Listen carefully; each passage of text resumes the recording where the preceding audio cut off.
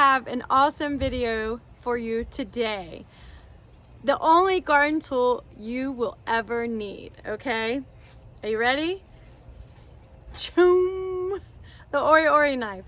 So this thing is revolutionary, okay, for gardeners, herbalists, foragers. And this tool is made in Japan and is used, I think, there more than America. All right, I don't know when gardeners started using it in America, but I started using this just last year, and I wish I would have known about it sooner. So I figured I should tell you how I now use this in my garden and why I love it, okay? Let's talk a little bit about the construction of the Hori Hori knife and why you should purchase it. One, it has a solid wood handle, okay? So it's not made out of rubber, it's not made out of plastic, it's not gonna corrode or break down easily outside if you leave it outside. It has a stainless steel, the main part of the tool is stainless steel.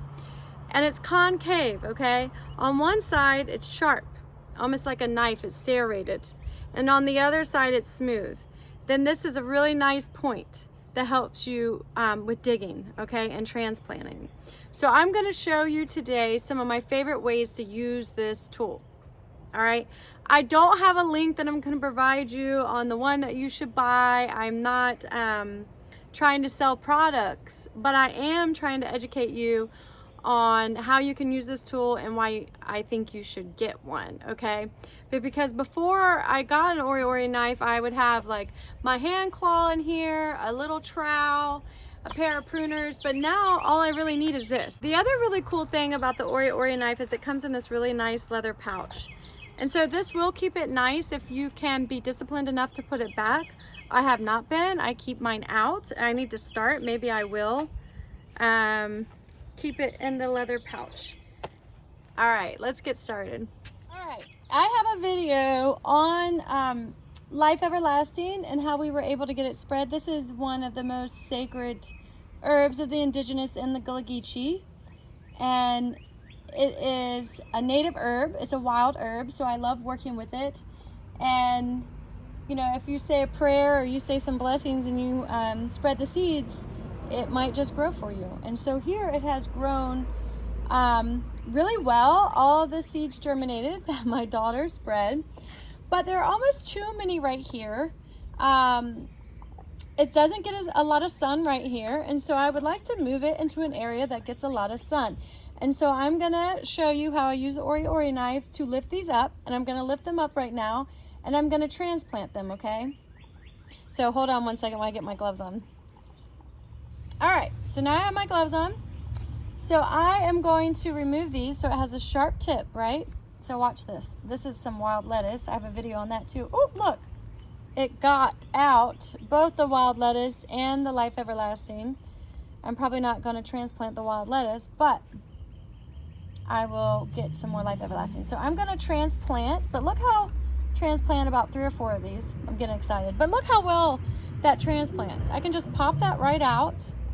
Okay, that Life Everlasting seedling out and plant it somewhere else.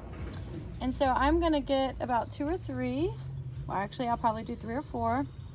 And look, if the roots are stuck, right, because sometimes they grow together, I can just cut it. So this is really good. This knife, this tool is really good for dividing your perennial plants, okay? But I love it predominantly for transplanting. All right. So now I have a good bit, so I'm gonna put them in a pot. Okay. I'm gonna put them in this pot, and we will go transplant them. So I don't have to get another tool. All I have to do is move to the spot I wanna transplant them. I want you to see, this is a native plant garden that I'm doing with wild herbs. All right, and this is all from rescued plants, okay? Look at that. All from rescued plants. And so I'm gonna put the Life Everlasting right here where I have this bare spot, this bare ground, okay? She's gonna do really, really well right here. If you haven't watched already, look at our videos and look at the native plant rescue, okay? Because all of those plants, look at this beautiful one, this clump right here. All of the plants that we rescued are in that video are right here, right now, growing so happily. So it's a real blessing. All right, but anyway, let's focus on using the Hori Hori knife. But I had to tell you that this garden was all made by rescued plants. All right, so I'm gonna put my gloves back on. There's a lot of wood batoni coming up, Stachy's Flordana, and that is one of those plants. It is edible, and you can work with it, the tubers. But that is one of those plants that I do pop out. So I can use my Hori Hori knife just to pop it out, okay? So it's really, really good for weeding. So all the time when I'm working, I'm usually doing 2 or 3 things in an area, right? You might be planting, you might be weeding, you might need to cut something, okay? I'm not gonna cut this sweetgrass that we rescued. It's doing really well. But anyway, I'm just showing you. If I wanted to, I could use this serrated portion right here to cut this grass. I can weed and transplant all with one tool in the same area. How cool is that, right? That's why this is one of the best tools. So now I'm gonna pop out this Life Everlasting. All right, here's one baby. So I'm gonna put it right here, and I'm gonna weed out some of this. And I don't know, I don't think I'm gonna let this Latuca, it's like the Life Everlasting and it are growing together, but I'm gonna pull out that. And here's another one, right?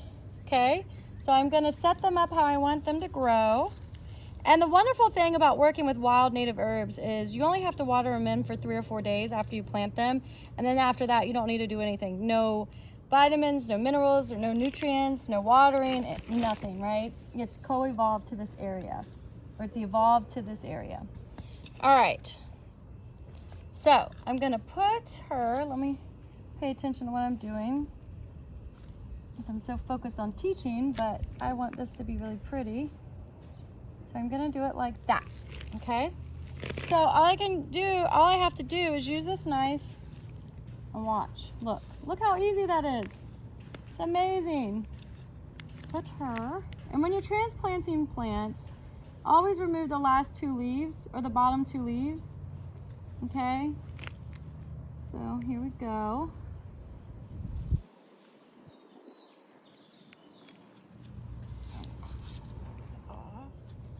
All right, so again, I just use my knife and I take out some of this soil, and then I put the Life Everlasting in. I remove the 2 bottom leaves carefully, okay, without hurting her. There's that yellow one, and then I just cover her up, okay? So there, I planted and I transplanted 4 Life Everlasting seedlings in 5 minutes, okay? And when I'm here, again, I can just use this to get out this wood batoni. If you live in Charleston, South Carolina, you probably weed this out, okay?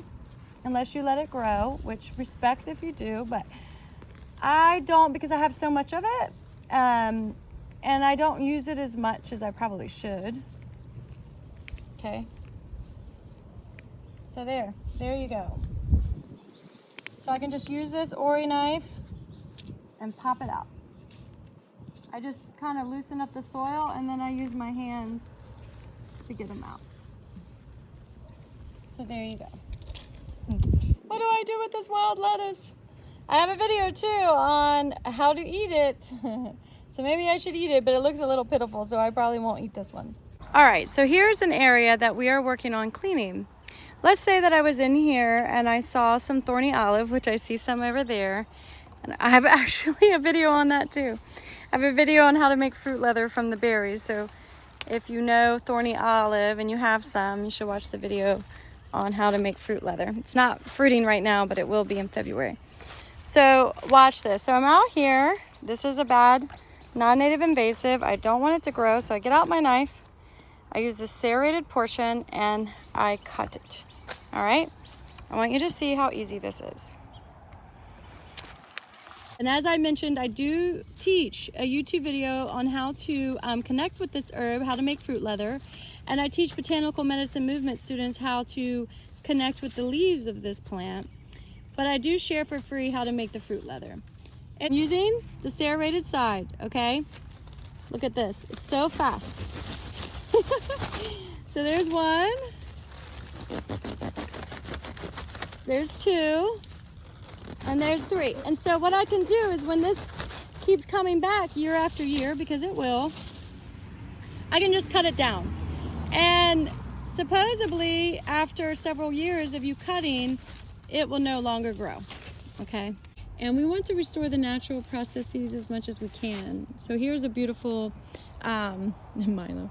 There's a beautiful devil's walking stick, Aurelia spinosa, and this is a beautiful medicinal plant that you don't see as much along the coast. I saw it a lot in the mountains, but anyway, so I am giving it space and removing this guy, all right? And I was thinking about how this one has such a different leaf composition than a lot of native plants that it probably changes the mycorrhizal community. And then lo and behold, I was looking and I found a mushroom. Look at this. I don't know if this is edible or not, but look at that, okay? So it's so important that we restore the native plants and habitats and keep them protected to support below ground too. All right, that's all I have for you today. If you'd like, hit subscribe, leave a comment. Much love. Peace.